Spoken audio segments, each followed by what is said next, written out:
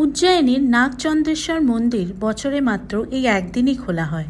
উজ্জয়িনীতে অবস্থিত নাগচন্দ্রেশ্বর, যা উজ্জয়িনীর বিখ্যাত মহাকালেশ্বর জ্যোতির্লিঙ্গ মন্দিরের তৃতীয় তলায় অবস্থিত।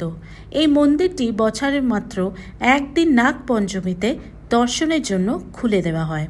এই রীতি মেনে মধ্যরাতে নাগচন্দ্রেশ্বর দরজা খুলে দেওয়া হয়।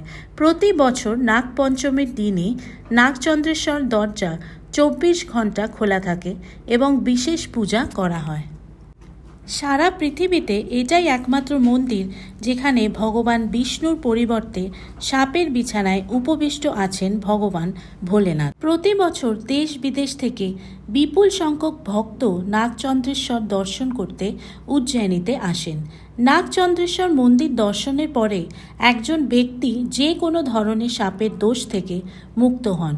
তাই নাগপঞ্চমীর দিন খোলা এই মন্দিরের বাইরে ভক্তদের দীর্ঘ সারি হয়। সবাই নাগরাজের ওপর উপবিষ্ট শিব শম্ভুর এক ঝলক পেতে চায়।